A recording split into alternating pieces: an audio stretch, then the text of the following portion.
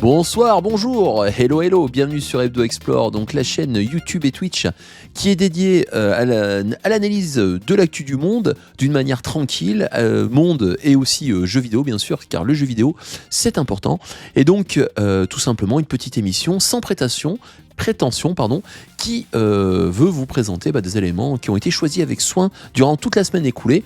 Donc pour pouvoir créer le débat, donc la chaîne est en direct sur Twitch actuellement, et également elle sera en replay sur la chaîne Hebdo Explore, donc sur la chaîne YouTube. Alors Hebdo Explore, c'est une chaîne qui fait partie du multivers Histoire Explore, donc n'hésitez pas à consulter la chaîne pour voir les autres vidéos que je produis. Je pense que vous trouverez votre bonheur. Alors, donc on va voir l'anniversaire non pas d'une console, mais d'un grand jeu sur Gamecube en particulier, donc du 27 novembre. Donc l'ami Jarod, le vieux taulier de Gamecult, qui compte vent et marée, reste toujours sur ce site d'actualité, et donc continue à nous abreuver de news qui sentent bon la nostalgie, et notamment en célébrant un anniversaire qui, je pense, va parler peut-être aux plus vieux d'entre vous, et notamment à ceux qui sont un peu darons comme moi, notamment un jeu qui s'appelle Altered Beast. Alors, je vous citerai une anecdote. Moi, ce jeu, je ne l'ai jamais appelé comme ça. Donc, jeu que j'ai connu sur Mega Drive, je l'appelais tout le temps Alfred Beast. Alors, allez pas savoir pourquoi, mais en fait, je me suis toujours planté dans la définition du nom. Et c'est un collègue, salut Procop, si tu regardes cette vidéo, dédicace à toi, qui me l'a fait remonter, qui me l'a fait un jour, qui m'a dit, mais qu'est-ce que tu racontes, tu parles de quel jeu là? Je dis, le jeu avec tu te transformes en loup, etc. Alfred the Beast. Il me dit, mais non, c'est Altered Beast, avec le bon accent qui va bien, quoi. Bon, enfin bref, donc l'anglais n'étant pas ma seconde langue, malheureusement, notamment quand j'étais plus jeune. Donc, nous avons là un petit article qui nous parle de cet anniversaire, donc du 29 octobre 88. Alors oui, on est un peu en décalage, excusez-moi, on est déjà pratiquement début décembre. Et donc je me suis j'ai mis de côté cette news, mais je pense qu'il était intéressant d'y revenir, parce que vous allez voir que c'est un jeu quand même qui a eu une histoire, et là l'ami Jarod sur Gamecult nous fait un bon résumé notamment sur ce jeu. Alors c'est le jeu qui était au lancement de la Mega Drive au Japon. Donc la Mega Drive est sortie en 88. Elle arrive sous nos latitudes début des années 90, si je me trompe pas. Et puis en 91, c'est l'explosion avec Sonic, notamment, donc le jeu qui mettait une rouste au père Mario en particulier, bedonnant, lent et qui, bien sûr, se trouvait face à une concurrence technique. Je vous rappelle que Mario Bros 3 en particulier est encore sur NES, et sur une 8 bits en l'occurrence, donc ça c'est la puissance du processeur de la console. Et donc la Mega Drive, c'était déjà une 16 bits avec son stéréo, etc. Donc là, on a un jeu de lancement qui, au Japon, va connaître un certain succès. Donc il y aura 3 jeux notamment au lancement. Space Harrier 2, alors on est surtout sur des jeux arcade, Sega c'est de l'arcade. D'ailleurs la Mega Drive a ces éléments liés à cette origine de Sega, donc du jeu d'arcade. Super Thunder Blade, donc un jeu d'hélicoptère en pleine ville. Moi je me souviens, ce jeu en arcade, je l'avais fait carrément avec la machine en tant que telle, où vous êtes sur la machine avec le manche, etc. Donc un hélicoptère de combat qui était reproduit en tant que tel, et vous mettiez votre pièce dans la machine et vous pouviez jouer à ce jeu. Alors revenons, parce que là vous êtes sur la chaîne de l'anecdote, je vous préviens, vous n'allez pas vous ennuyer. À notre Altered Beast. Alors il était vendu en bundle notamment. Donc voilà, donc ça c'est Mega Drive, je l'ai eu moi aussi. Alors moi je l'ai pas eu en 91. En 91, moi j'étais sur Game Boy et Master System, donc la petite 8 bits de Sega. Et la Mega Drive là, moi je me la suis payée, je devais être en 4e je pense, j'étais au collège, avec de l'argent de poche, j'avais bossé pour pouvoir me la payer. Donc on est dans la famille. Et voilà ma première console. Alors moi j'avais pas Altered Beast, j'avais Sonic, donc j'ai dû l'avoir en 92-93 la Mega Drive. Alors l'arcade à la maison, pour le meilleur ou pour le pire, telle est la promesse qui a accompagné la sortie de la Mega Drive, comme nous le dit cet article.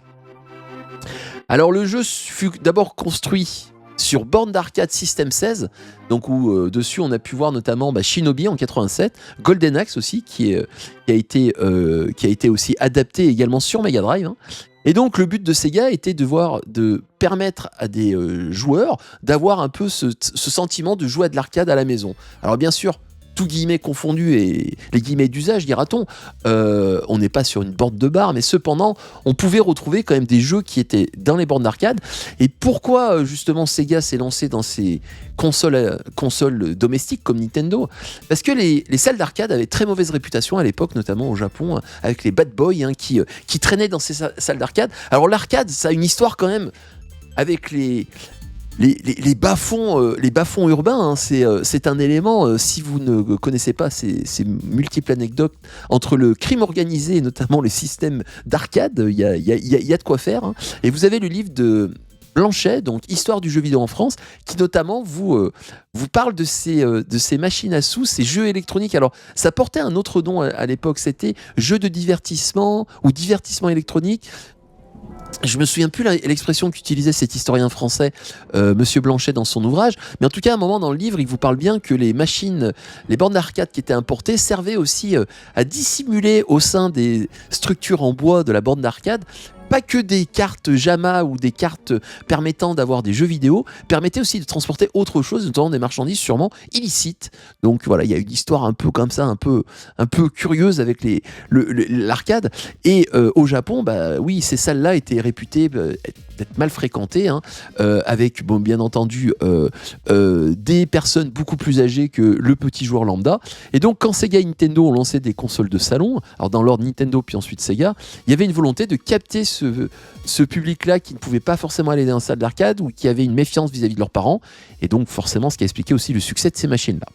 Alors, nous avons donc une présentation du jeu. Donc Altered Beast, en fait, c'est un jeu qui puise vraiment dans la mythologie grecque, hein. Alors avec une histoire là complètement improbable, hein, où on a Zeus qui s'est fait, qui a sa fille Athéna qui a été kidnappée alors par Neph, souverain des enfers, donc c'est pas Hadès, hein. Alors je suis même pas sûr que Neph, NE2F, soit un personnage issu de la mythologie grecque. Vous me corrigerez dans les commentaires si je me suis planté, hein.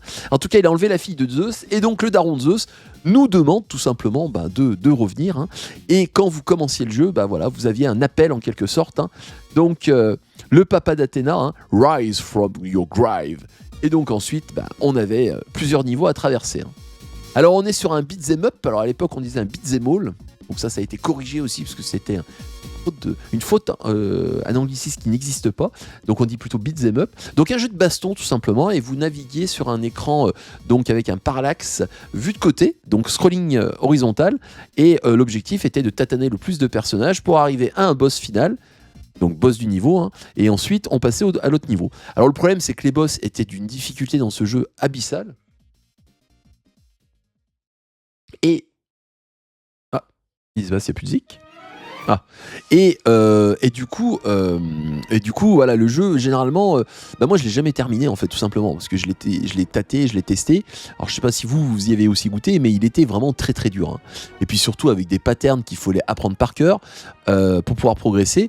Et puis il y a cet aspect un peu shoot 'em up dans le jeu, c'est-à-dire les boss en particulier crachaient des boules ou des éléments liés au boss, hein, des yeux, etc. Enfin bref, on est vraiment dans une reconstitution de la mythologie très fantasmée, hein.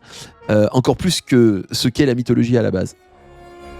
Et du coup, c'était très dur, hein. Alors, ni vraiment jeu de plateforme, ni vraiment beat'em up, on a un peu des deux, hein. Donc c'est un jeu de rythme, d'après Jarod en particulier. Alors là, je vais vous montrer un truc pour que vous compreniez ce que ça signifiait la difficulté à l'époque.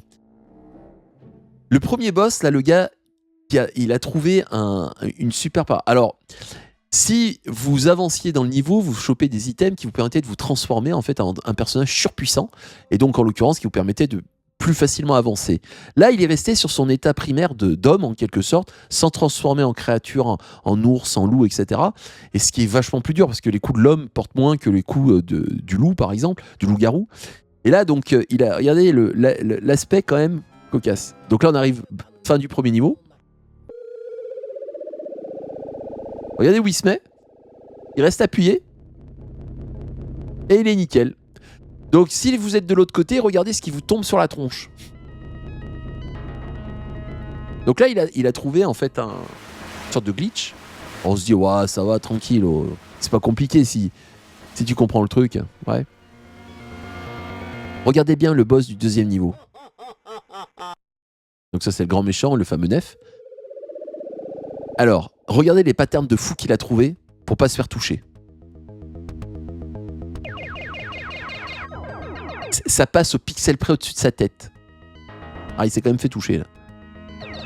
Regardez les sauts comme ils sont millimétrés. Moi, ça, déjà, juste ça m'énerve. Ah, puis alors là, la manette, je peux vous assurer, elle prenait son envol. Mais vous avez vu la difficulté du truc, du dingo là? Vous avez que 3 points de vie que vous voyez en bas en bleu. Donc c'était ça, Altered Beast. Difficulté de dingue. Alors par contre, le jeu était réputé pour sa difficulté, mais aussi pour la beauté du jeu. D'ailleurs, vous avez des scrollings parallaxes qui sont en fond d'écran, qui défilent différemment du personnage. Ça donne un effet de profondeur. Il y a des couleurs chatoyantes. Et c'est vrai que ça, c'était vraiment une claque graphique à l'époque. Et regardez pas la difficulté. Donc, ce jeu-là, il a été porté mais sur moult jeux. Hein. C'est-à-dire, on l'a eu sur Mega Drive, on l'a eu sur Commodore 64, l'Atari ST si je me souviens bien, l'Amstrad aussi qui était vraiment une très mauvaise adaptation, qui était injouable au possible. Donc c'est un jeu qui a eu un certain succès, une certaine réputation aussi au niveau de sa beauté. Hein. Et a priori, d'après l'article, il y a une chose que je connaissais pas, c'est qu'il a été adapté aussi sur Famicom, donc la NES de Nintendo, donc Nintendo qui accepte un jeu Sega sur sa console. Donc, je connaissais pas du tout cette anecdote que nous dit Jarod là dans Gamecult, qui est venu faire un jeu Sega sur une machine Nintendo début des années 90. En fait, c'est l'adaptateur, c'était donc une boîte qui s'appelait Asmic Ice Entertainment. Donc, qui l'ont tout simplement. Alors, ils ont limité le nombre de niveaux. Donc, c'était pas Sega en tant que tel directement. Hein. Mais tout simplement, on a une adaptation qui se fait. Hein. Vous l'avez à droite là, sur l'image là tirée d'une vidéo YouTube. À gauche, vous avez la version Mega Drive, je présume, et à droite celle NES. Donc déjà, vous voyez qu'il y a quand même eu des pertes. Il y a eu des pertes au passage quand même. Hein. Alors, donc vous pouvez lire partout qu'Altered Beast a été principalement conçu par Makoto Ishida. Participation de Ryoko Kodama au portage Mega Drive, la grande future dame de Phantasy Star, Sonic, et ouais, il y avait une femme développeuse chez Sega, tout à fait, Ryoko Kodama, qui est décédée, je crois, il y a quelques temps de ça, il y a 1 ou 2 ans, et donc qui était vraiment aussi derrière Sonic, derrière Phantasy Star. Donc, le site VG Densetsu, donc célèbre site connu notamment pour ses retour sur l'histoire en fait du jeu vidéo, et donc notamment nous indique elle est morte en mai 2022, Ryoko Kodama, voilà, c'est bien ce que je disais, il y a déjà 3 ans, c'est déjà si vite, ça passe tellement vite. Et donc elle indiquait qu'en fait quand le jeu est sorti en arcade, elle a redessiné en regardant les graphiques d'origine pour l'adapter à la Mega Drive, donc un travail de maboule. Mon travail devait être le plus fidèle possible. Altered Beast était le premier jeu de la Mega Drive, je crois que nous avions reçu l'ordre strict d'utiliser toutes ces nouvelles fonctionnalités. Ça devait être un système seller, hein, tout simplement. Alors, une maniabilité qui était abominable, je l'ai déjà dit. Hein. Alors, on a des clins d'œil au clip Thriller de Michael Jackson, le film Hurlement de Joe Dante, etc., etc. Alors, est-ce que c'était bien? Donc là, c'était quand on se transformait. Des jeux dont la mauvaise réputation semble être accentuée avec le temps. Il serait, dit-on, un jeu dont on ne se souviendrait que par nostalgie ou par son statut de vitrine de lancement de la Mega Drive. Il a mal vieilli. On parle d'un jeu de 88. Il ne fait pas partie des 10 meilleurs jeux de la Mega Drive, mais dans le contexte de l'époque, c'était considérable pour les jeunes joueurs. Altered Beast était doté d'une ambiance hors du commun, d'un style artistique et aussi fantastique que sinistre, sans oublier de musique extraordinaire qui font au moins 50% de l'aura du jeu. Donc des musiques également épiques, hein. Tohoru Nakabayashi, Kazuhiko Nagai pour les arrangements Mega Drive. Et c'est donc le jeu avec Alien Syndrome. Ah ouais, Alien Syndrome, grand jeu de Mega Drive aussi. Hein. Et typiquement inspiré de l'arcade. Hein. Donc avec des sons qui en imposent, voilà. Donc si vous voulez le découvrir, n'hésitez pas, hein, il est disponible sur le Switch Online, donc dans l'abonnement. Alors il faut avoir l'abonnement Mega Drive si vous voulez le voir. Après vous pouvez le trouver, je pense, sur d'autres types de supports. Donc c'est une expérience, par contre, attendez-vous à un gameplay qui est hyper rigide, qui fait mal aux doigts, qui fait mal aussi à l'estime de soi, vu comme on s'énerve. Mais donc voilà, l'article de Gamecult nous rend hommage à ce jeu qui est sorti le 29 octobre 88, donc c'était un peu un petit anniversaire. Hein. Et là, on voit quand même que notre journaliste parle de ses souvenirs. Hein. Quand vous avez 9 ans, seul le soir devant votre console, et que vous affrontez Huger, une montagne de chair qui fait pleuvoir sur vous, une réserve illimitée de têtes immondes, avec cette musique, je vais vous dire, ça forge un petit gamer. Donc là, on voit le trauma du journaliste autour de ce jeu. Alors, je ne sais pas si vous le connaissiez, si vous l'aviez fait déjà. Voilà, moi je l'ai fait sur Mega Drive, j'avais vraiment pas accroché parce que le jeu était trop difficile. Et donc il a été adapté sur PS3, 360, Wii, enfin bref, même iOS, Android, collection de Sega, 3DS, Mega Drive Mini. Donc c'est incroyable, quoi. Il a été adapté sur tout et n'importe quoi, il manque plus qu'imprimante couleur hein, et on est bon. Et là, avec notre transformation en loup-garou. Hein. Donc un bel article qui rend hommage à ce grand jeu. Je dirais pas jusque-là, mais un jeu qui a marqué son époque quand même. Hein. Et surtout, qui a été une claque graphique. Hein. Vraiment, littéralement, on peut pas lui enlever ça. Alors, passons maintenant à notre deuxième sujet. Hop là. Donc je ne sais pas si vous avez fait ce jeu, mais n'hésitez pas dans les commentaires à laisser votre avis si vous connaissez ce jeu. Moi voilà, je l'ai goûté jeune, j'ai souffert avec, hein, je l'ai jamais terminé, beaucoup trop dur. Mais cependant, voilà, on célèbre comme il se doit cet anniversaire. Alors, en parlant de combat, on va partir dans un pays chatoyant où on pratique du combat à main nue, corps contre corps, pectoraux contre pectoraux, mais en gardant quand même des aléas dits de la tradition qui en 2025 peuvent surprendre. Je parle bien entendu d'un pays lointain, en Extrême-Orient, qui pour tout gamer représente quelque chose. Je parle bien sûr du Japon, avec le sumo. On y va. Alors vous n'êtes non censé savoir, si vous ne le savez pas, je vais vous l'apprendre, que dernièrement vous avez eu une compétition de sumo très importante au Japon, qui a été remportée par un Ukrainien naturalisé japonais, donc que nous voyons sur cette belle illustration. Le lutteur de sumo ukrainien Danilo Yovanchin reçoit la coupe du Premier ministre après avoir remporté le tournoi de Kyushu au Japon le 23 novembre 2025. Alors, la coupe du Premier ministre, et voilà le nom de la coupe, ça ne veut pas dire que c'est la coupe qui a été transmise au sumo par la Première ministre. Vous allez comprendre pourquoi. Cette histoire un peu incroyable. Nous sommes en 2025 et vous avez des éléments quand même de tradition qui restent dans un pays tel que le Japon en particulier et qui peuvent surprendre pour pas dire autre chose. Alors attendez, je bois ma tisane parce que j'ai beaucoup de choses à vous dire. Alors, on y revient. Donc il y a eu une première historique, déjà le fait que le vainqueur de la compétition ne soit pas japonais d'origine, qui a été donc de son nom japonais, alors Aonishiki Arata, hein, donc qui est en fait de son nom de naissance un nom ukrainien, Danilo alors excusez-moi pour la prononciation, Vachushin, et qui est le premier Ukrainien à remporter l'un des 6 tournois professionnels de ce sport traditionnel japonais, hein, donc sport mémoriel qui remonte à des temps passés, hein, donc on est jusqu'à une époque médiévale au moins, et donc il a tombé l'un des meilleurs lutteurs du pays japonais lors de ce tournoi. Alors son adversaire n'était pas japonais également, il était d'origine mongole, donc né en Mongolie. Et donc ce sumo qu'on voit ici à l'écran, il n'a que 21 ans. Oui, la masse du personnage, hein, il fait un peu plus vieux. Il a fui son pays en 2022 donc, par rapport à l'invasion russe.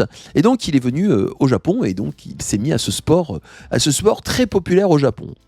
Alors le trophée en argent a été présenté, voilà, et il a été transmis en fait par le conseiller de la nouvelle première ministre qui lui a remis un temps que si. Alors, pourquoi ce n'a pas été la première ministre qui lui a remis notamment ce trophée ?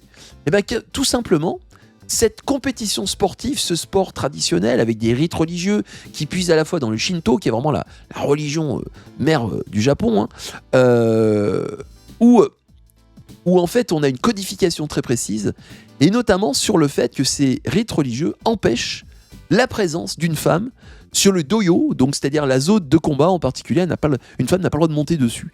Donc la première ministre, qui est une femme, ne pouvait pas remettre cette coupe directement. Alors, la première ministre en question, donc Sanae Takaichi, hein, donc, qui est la première ministre femme japonaise, hein, ne s'est pas offusqué de cette interdiction traditionnelle, hein, étant donné que c'est quelqu'un qui est ultra conservateur, qui a également, par le biais de ses propres idées, qui penchent très à droite sur l'échiquier politique, qui est tout simplement une nationaliste et une conservatrice, et qui n'a pas voulu bousculer les traditions, et qui a accepté cette interdiction de poser aux femmes le pied sur le ring sacré du sumo. Alors, ce sport, donc, dont les origines remontent à des pratiques shinto de plus de 2000 ans, selon certains experts, est très codifié, hein, avec un espace sacré et avec une image de pureté, entre guillemets, autour notamment de la zone de combat, la zone d'affrontement, hein, et donc il ne faut pas qu'une femme foule cet espace-là.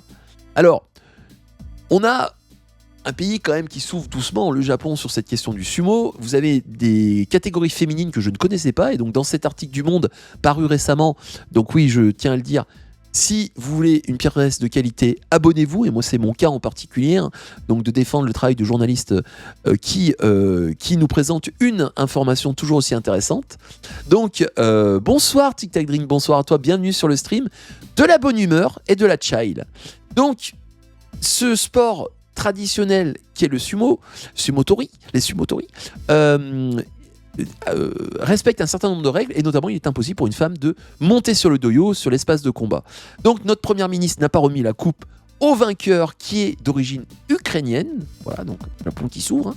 Et c'est vrai que les compétitions de sumo s'ouvrent aussi aux femmes. Vous avez une catégorie féminine notamment, mais qui est que amateur, comme le dit l'article du Monde, hein.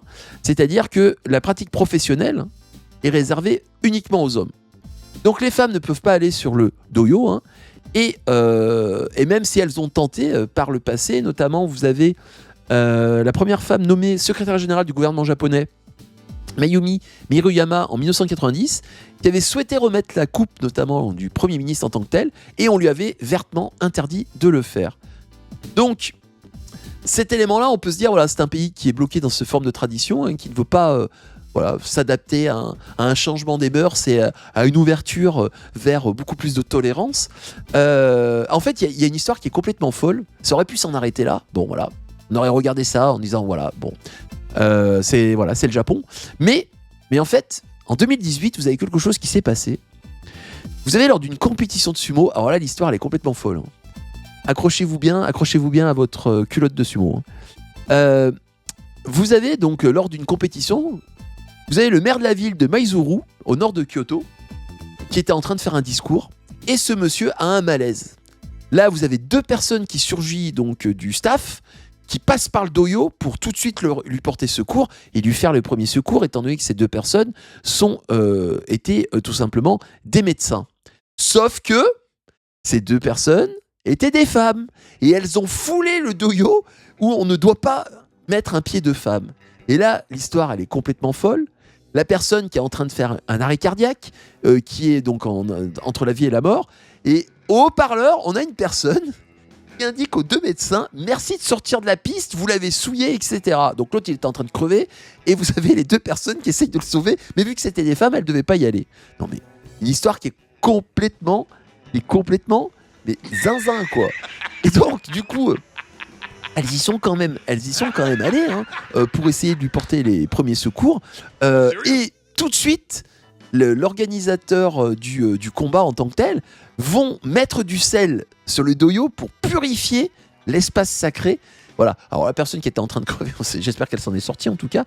Et donc ça a fait débat au Japon de se dire, est-ce que les traditions doivent remettre comme ça aussi la vie d'une personne quand cette personne-là est vraiment menacée en tant que telle, etc. Et donc il y a eu quand même une excuse du directeur donc de l'association japonaise de sumo, l'AJS, en indiquant que voilà, la réponse était inappropriée dans une situation de vie ou de mort. Donc il y a eu des excuses qui ont été faites, un comité d'experts s'est réuni pour voir voilà, l'interdiction faite aux femmes, etc. Lequel n'a pris aucune décision cependant depuis 7 ans. C'est-à-dire, pour l'instant, silence radio, il ne s'est jamais rien passé. On a peut-être un peu oublié en tant que tel. Donc voilà, on est toujours sur ce statu quo en tant que tel. Les femmes ne doivent pas toucher le doyo, c'est-à-dire l'espace consacré en tant que tel.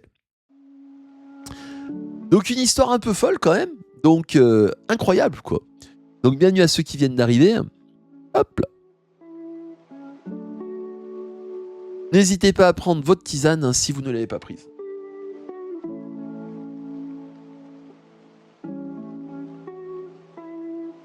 Alors, je sais pas ce que vous en pensez, mais ça paraît quand même complètement incroyable. Hein.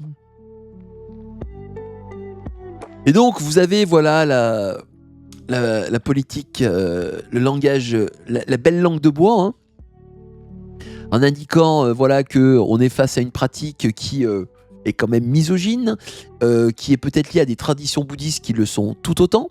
Donc ça, c'est un professeur d'université Daishi Gakuin, donc Naoko Kabayashi, voilà, qui présente ces idées-là, notamment qui l'indique à l'Association Press, et donc indiquant que voilà que c'est encore une pratique qui a toutes ses scories en l'occurrence et qui pour l'instant ne les dépasse pas. Et donc on a quand même notre président de la GISS qui a quand même indiqué, ou du moins une personne au sein de cette association japonaise du sumo, hein, que le doyo, donc cet espace de combat, hein, est avant tout un champ de bataille pour les lutteurs, et qu'on n'a jamais voulu exclure les femmes. Bon, pour l'instant, elles y vont toujours pas. Hein. Donc voilà une histoire quand même un peu rocambolesque. Hein. Quand la vie d'une personne est menacée par des traditions, quand même, on peut se poser la question de ces mêmes traditions. Voilà, donc je paye le café à ceux qui viennent d'arriver. C'est quand même assez incroyable. Alors je sais pas ce que vous en pensez, je sais pas si vous avez eu vent de cette histoire, mais ça me semble quand même complètement improbable. Hein. Enfin. Alors, on va passer à un nouveau sujet maintenant. Après être parti au Japon, on va peut-être parler un peu de...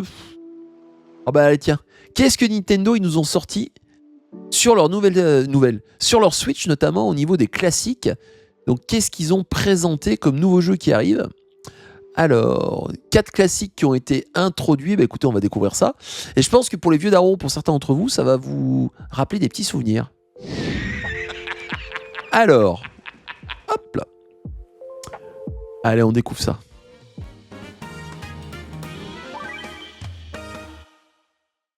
Regardez le premier. Battletoad. Beat'em up, jeu d'arcade. Alors il est sur NES là. Hein. Alors, c'est quand même incroyable qu'il n'ait pas ce système de pop qui était propre à la SNES. Ah bah si, quand même. Ah bah voilà. On a les sprites qui disparaissent parce que la console elle en peut plus. Donc c'est un jeu de combat, on pouvait le jouer à deux. On incarnait des batraciens. Ninja Gaiden, forcément, bah le dernier est sorti récemment d'ailleurs. Avec des sprites qui clignotent dans tous les sens, en voiture, voilà. Alors là, je pense que quand même l'émulation de la Switch permet d'éviter ces clignotements qui étaient ultra pénibles sur NES.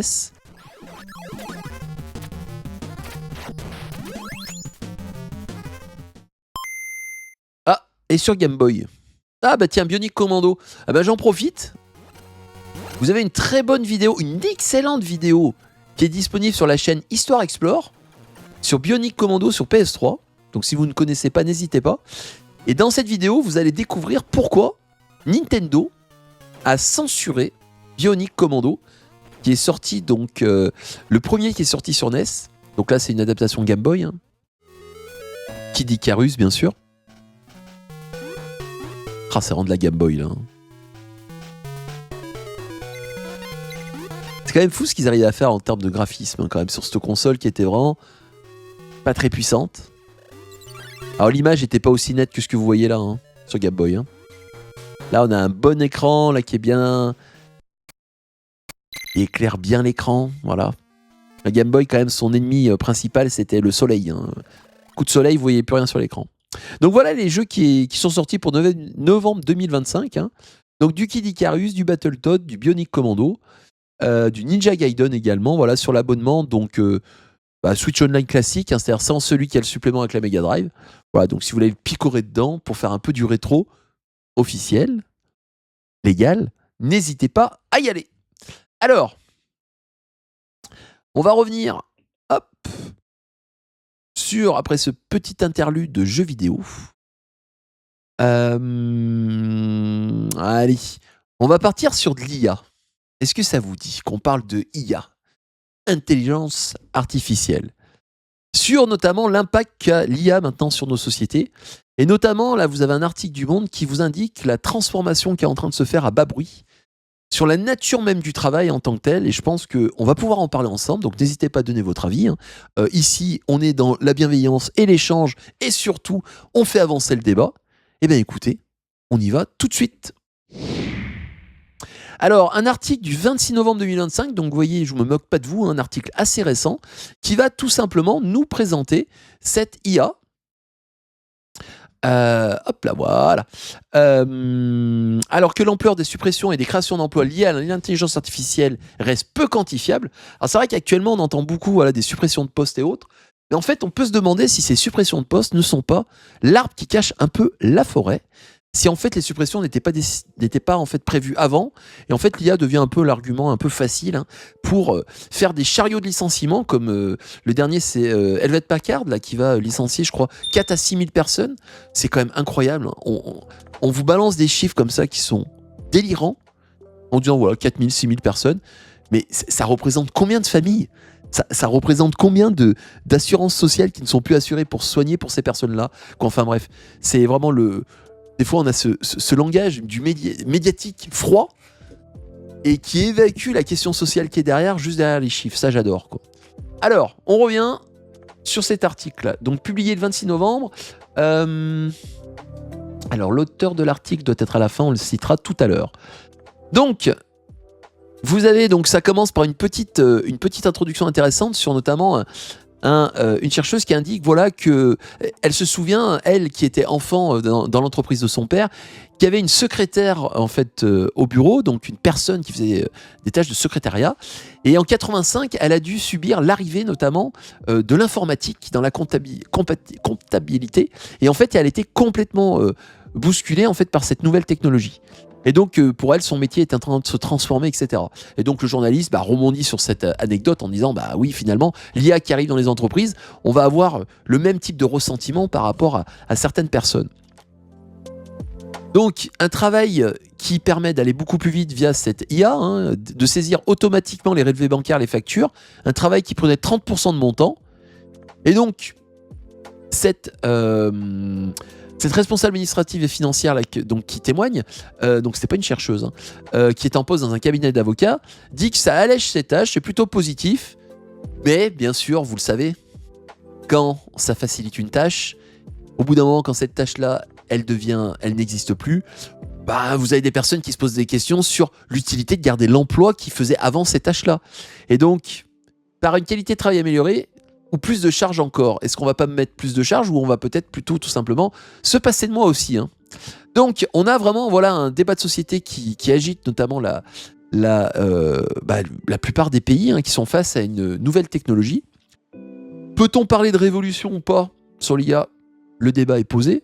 On est face à des algorithmes qui vont faciliter certaines tâches. Alors là, par exemple, vous avez bien sûr des personnes qui sont ébahies devant l'IA. Vous avez notamment ceux qui gèrent ces mêmes IA, donc Mister IA, donc cofondateur de Mister IA, Martin Pavanello, donc une start-up dans ce domaine-là, qui indique que ça fait gagner 1h45 par jour. Donc, que va-t-on faire avec ce gain de temps? Si le gain de temps est trop important, on sait ce qui va arriver aux personnes qui ne sont plus utiles, soi-disant. Donc, on a un élément qui change la manière de travailler et qui pose beaucoup de questions sur la viabilité des emplois, tout simplement.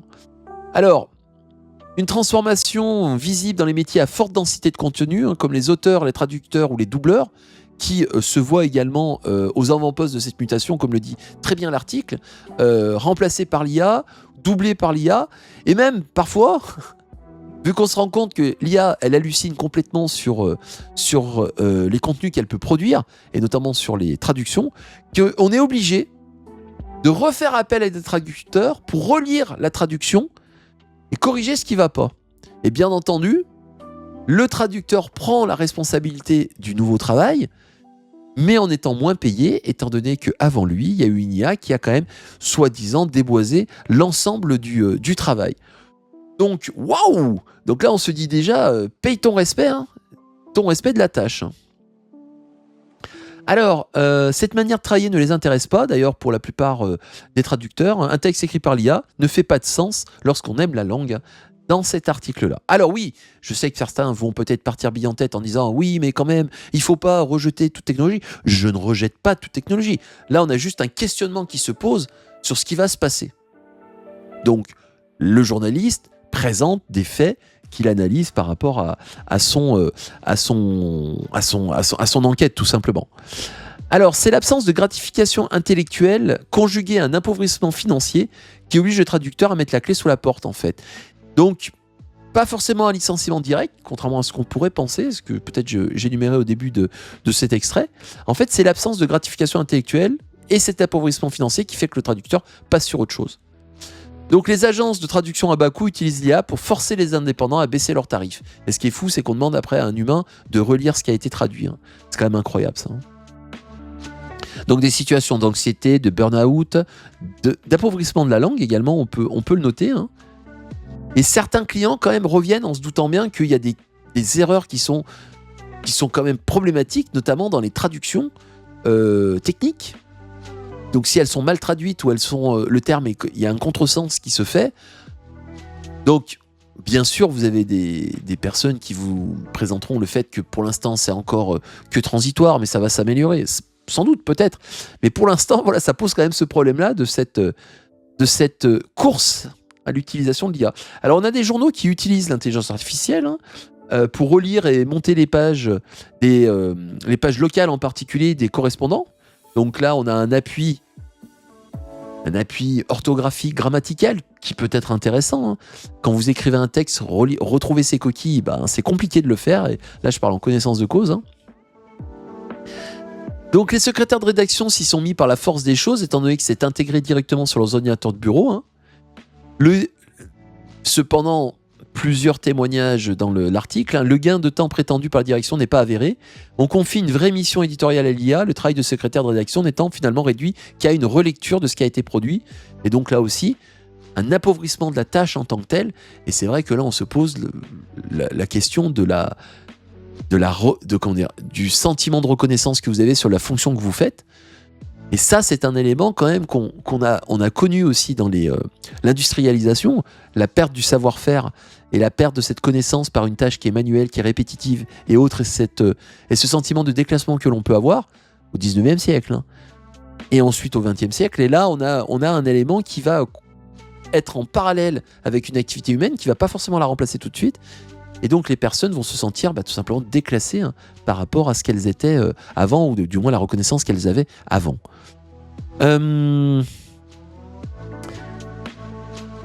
Alors, dans l'article également, l'Agence nationale pour l'amélioration des conditions de travail, donc vous avez Ludovic Bugan, qui est chargé de mission au sein de cette structure, qui indique que certaines entreprises ont intensifié l'activité avec l'illusion que la machine va se charger de tout, en omettant le fait qu'il y a quand même des travailleurs derrière.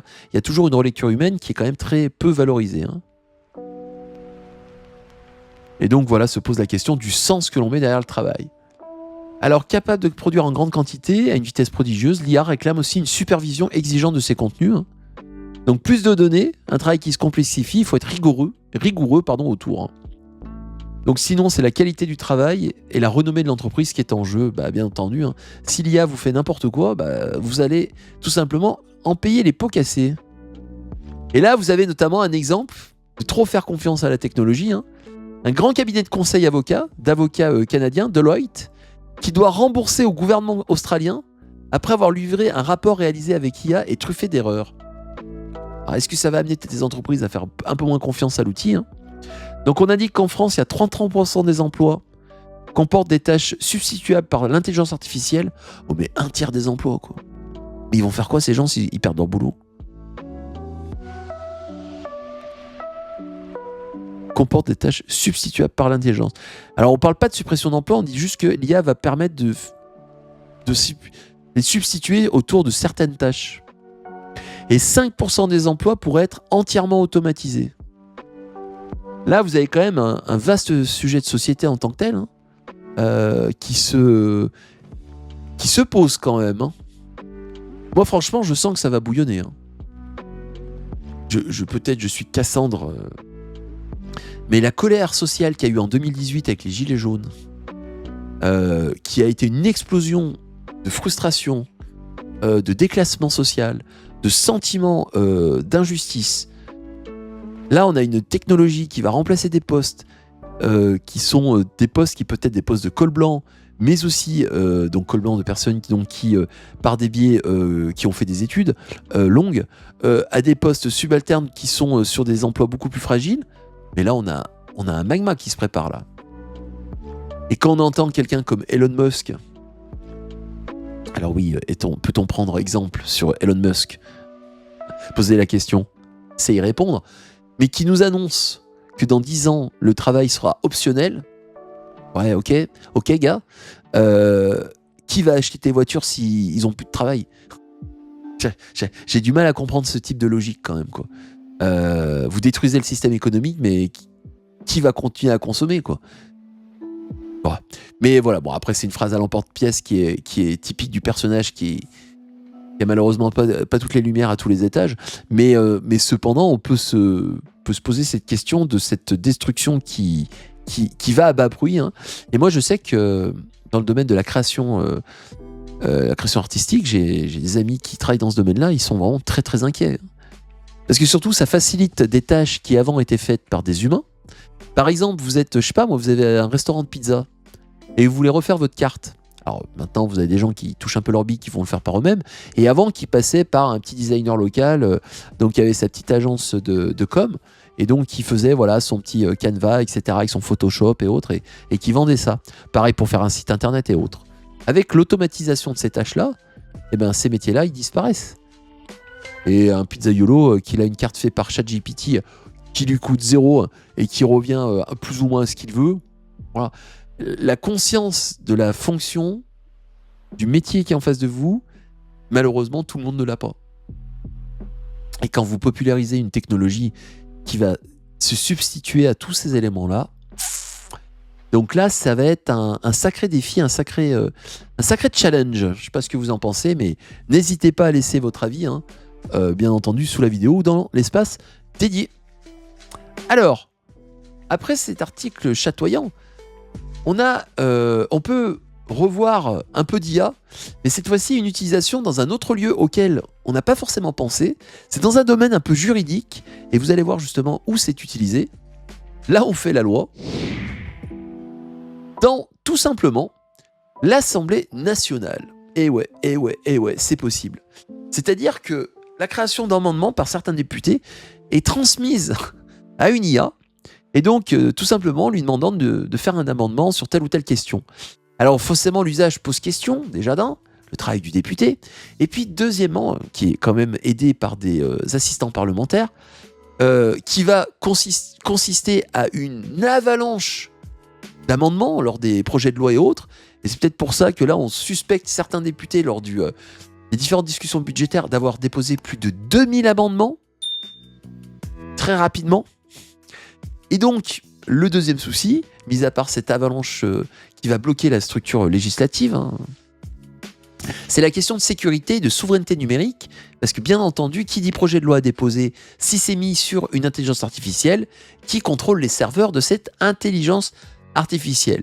Donc dans cet article du Monde, donc du 26 novembre également, très bonne illustration pour ceux qui écoutent aussi ce replay-là en podcast. Vous avez un dessin où on voit donc quelqu'un au perchoir, donc sans doute Madame Yann Pivet,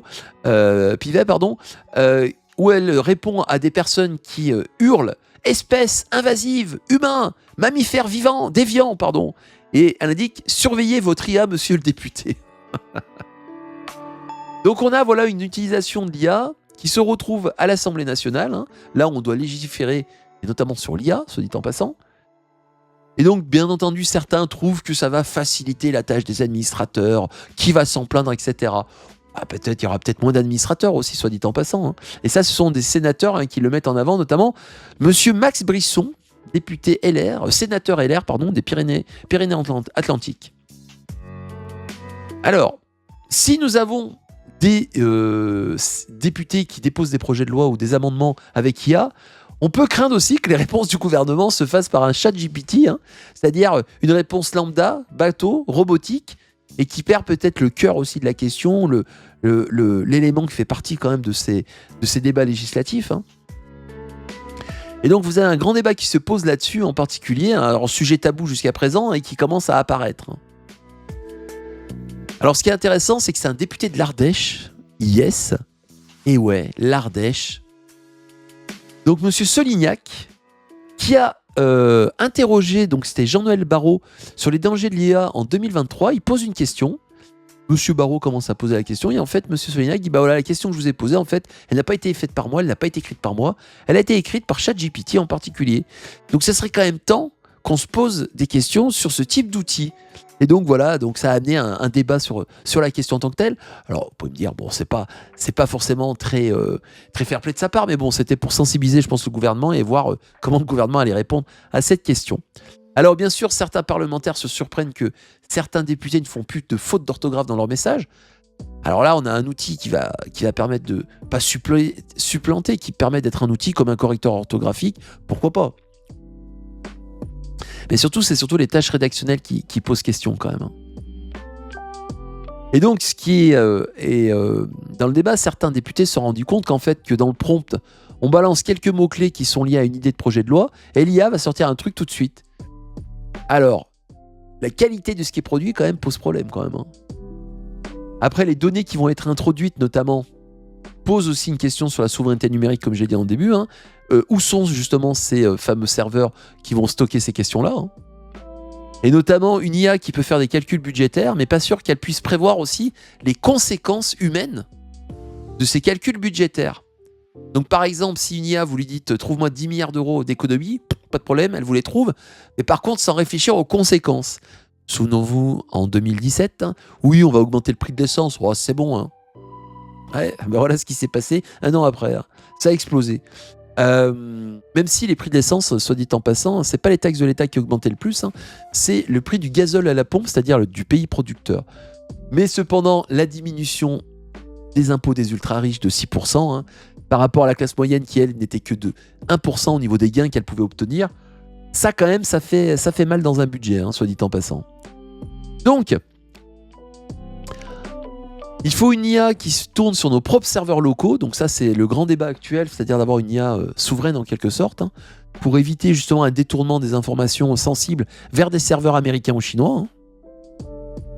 Mais un besoin de formation et de pédagogie autour de ces questions d'IA. Et c'est vrai que là, il y a un sacré challenge qui est en train de se faire, hein, notamment autour de ces questions-là, et de nouveaux emplois aussi, soit dit en passant, peut-être autour de cette utilisation de cette intelligence artificielle qui peut faciliter certaines tâches, qui va amener la destruction d'autres, et qui va sans doute contribuer aussi à peut-être fracturer la société également. Et ça, c'est ce que je crains un peu, notamment sur cette nouvelle technologie qui arrive et qui n'est vraiment prise avec peu de recul. Alors je sais que ça va pas plaire à tout le monde ce que je dis, hein, et désolé, hein, on peut avoir son avis, mais on peut en discuter quand même d'une manière posée, s'il vous plaît. Donc n'hésitez pas à commenter et tout simplement à donner votre avis autour de ces questions-là. Alors on arrive dans notre partie du live à une partie un peu tristounette, hein, une partie qui généralement voilà, nous rappelle que nous sommes que poussière, et que nous naissons poussière et nous redeviendrons poussière, la phase un peu nécrologie de l'émission Hebdo Explore, notamment en parlant de la disparition d'un grand acteur qui a joué Yuri dans une série de jeux vidéo. Alors, je vais vous mettre l'extrait que j'avais déjà passé dans un précédent Hebdo Explore de ce fameux grand acteur. Hop là. Alors, attendez. Je vous mets ça de suite. Donc, dans Command & Conquer,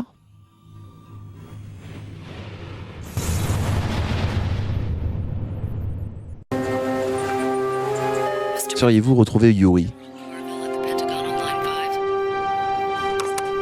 This is Dugan. Mr. President, I'm afraid we have a heck of a situation down here. Donc là, on a le président des États-Unis qui apprend que son pays peut être attaqué. Mais ce n'est pas possible que les Russes nous fassent ça.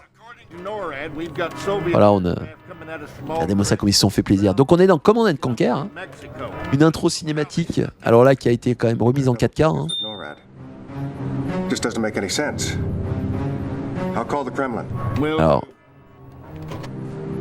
et là, vite, téléphone rouge avec marqué Moscou dessus. Da, Premier Romanov. Donc il appelle What's going le président soviétique. Whatever do you mean? Alors, le fameux acteur Yuri, I have. regardez bien, You're c'était le thing you've got at us, Alex. grand méchant We're supposed to be de la série Command and Conquer. I'm the one that put you into office. Listen, very careful. Regardez derrière, là, en arrière-plan. C'était lui. President. We Romanov. Donc, malheureusement, cet acteur qui joue donc le grand méchant de Command and Conquer est décédé. Là. Donc, on a appris son décès. Donc, Udo Kier, il nous a quittés. Donc, c'est une brève tristounette, brève triste, pardon, du 24 novembre 2025. Donc, à 81 ans, hein, quand même. Hein. Donc, sacré acteur, hein, qui a une filmographie assez importante hein, et qui a marqué le jeu vidéo, notamment de ses différents rôles en particulier. Hein. Donc, légende allemande qui a passé sur tous les cinémas possibles, hein, du radical au grotesque. Donc, comme nous le dit Kyojiro sur Gamecult. Donc, 200 films au compteur. Sa carrière ressemble à une odyssée jalonnée de collaborations. Donc, Andy Warhol à Lars von Trier, Paul Morisset à Gus Van Sant, etc., etc. Et donc, on a une personne qui a marqué le jeu vidéo. Hein. Alors, est-ce qu'on a quelques... Ah bah, on a de nouveau une petite bande-annonce. Ah, on voit quand même qu'on n'est pas en 4K, là. Là, on est vraiment en bande-annonce PlayStation. Hein. Est-ce qu'on peut avoir du son? Mr. President. I'm sure you all recognize this man. Le voilà, le fameux Yuri. Fugitive Donc, advisor Udo Kier. Vladimir Romanov. While we were busy fighting the Soviets, Yuri was using his mind control technology to establish C'est incroyable que des grands acteurs comme ça qui sont prêtés au jeu du jeu vidéo. Hein. A group of Yuri's initiates have taken Alcatraz Island here in San Francisco. They've constructed some sort of device there. What kind of device? Perhaps I can explain, Mr. President. Donc vraiment, Command & Conquer, c'était vraiment quelque chose. Hein. De la FMV comme on n'en fait plus. Hein. Avec l'acteur studio. Hein. Spread across the globe. More of your. Donc difficile d'évoquer Udo Kier sans ressasser les images qui ont forgé sa légende. Donc Dracula chez Warhol, Baron Frankenstein, donc Flesh for Frankenstein. Donc là on est vraiment sur une... Dancer in the Dark aussi, Mélancolia, ah oui, putain, Mélancolia, j'avais pas percuté. Donc voilà un grand acteur qui est décédé. Alors en jeu vidéo, qu'est-ce qu'il nous a fait? Command & Conquer bien sûr, le 2, Alerte Rouge 2, La Revanche de Yuri en 2001, un des méchants les plus jubilatoires et du RTS. Donc, Call of Duty World War II en 2017. Ah bah tiens, faudrait que je l'avance mon Call of Duty pour le voir. Martha is Dead en 2022. Et vous avez Hideo Kojima quand même qui a été bouleversé du départ de cet acteur. Donc Hideo Kojima, vous savez, qui est quand même passionné du cinéma hein, et qui a une forme d'exutoire dans le jeu vidéo pour faire du cinéma indirectement. Metal Gear Solid 4 là, avec sa bande-annonce de fin là, de 1h30, je m'en souviens encore. Et donc voilà, sur ses réseaux sociaux, nous avons notre Kojima qui lui a rendu hommage. Je suis complètement bouleversé, tout est arrivé trop soudainement. Nous avons perdu une grande icône, il n'y aura jamais un autre comme lui. Udo, repose en paix, je ne t'oublie jamais. Alors pourquoi Hideo Kojima parle de lui? Parce qu'ils avaient, je crois, un projet en commun. OD, le projet de Hideo Kojima où il devait apparaître, voilà, un projet qui était prévu notamment, et malheureusement, ben voilà. Il était plus tout jeune quand même, notre Udo Kier, quand même, 81 ans. Mais voilà, quelqu'un qui a marqué le jeu vidéo. Et donc, ici sur Hebdo Explore, on aime bien la nécrologie parce que chaque semaine, malheureusement, on fait plus ou moins une brève dessus. Et ben oui, nos glorieux ancêtres qui nous ont portés quand on était gamin et qui ont fait du jeu vidéo en tant que développeur ou en tant qu'acteur au sein du jeu vidéo, et ben malheureusement finissent par disparaître. Et on est face, voilà, à un bouleversement, hein, et il y a des éléments qui fait qu'on est vraiment que un simple passage sur la vie. Alors, j'espère que ça vous a plu, cet Hebdo Explore là, qui était quand même consacré à plusieurs sujets. N'hésitez pas à commenter, n'hésitez pas à laisser votre petit mot tranquillou pépère sous la vidéo YouTube, sur les podcasts et les espaces dédiés. N'hésitez pas, je suis désolé de faire de la promo, mais de propulser ce travail s'il vous intéresse, pour tout simplement soutenir la cause en particulier, et puis permettre aussi tout simplement d'en discuter et d'échanger autour. Hein. Donc voilà pour les Hebdo Explore, on arrive sur sa fin. Moi je vous dis à bientôt la semaine prochaine, Docu Explore le mercredi soir, qui est dédié à du documentaire historique avec de la réac dessus. Parfois c'est sur du jeu vidéo. Cette semaine on a fait par exemple le DLC de Attack of Titan, donc sur Assassin's Creed Shadow. Donc c'était une découverte. Si vous voulez voir quelqu'un qui rage quitte, alors j'ai pas rage quitté, mais j'étais quand même légèrement chafouin sur la difficulté et la maniabilité de mauvaise du DLC. Bon, voilà, je l'ai dit au moins, c'est fait. Donc il doit y avoir un live qui traîne sur la chaîne dédiée donc au live, donc qui est Histoire Explore Replay, je crois. Donc n'hésitez pas à la consulter. Vous avez aussi donc les replays sur Twitch, YouTube et les podcasts, je l'ai déjà dit. Et moi je vous dis, tout simplement, à bientôt. J'espère que cette émission vous a plu. Je reviens ensuite sur Twitch, mais là pour l'instant, nous arrêtons notre enregistrement YouTube. Et moi, je vous dis bien à bientôt pour les YouTubeurs. Ciao, ciao, ciao. Et merci du com. Intéressé par ce genre de thématique, mais aussi l'histoire, le jeu vidéo, la géographie ou l'actualité, n'hésite pas à t'abonner à cette chaîne pour soutenir la cause.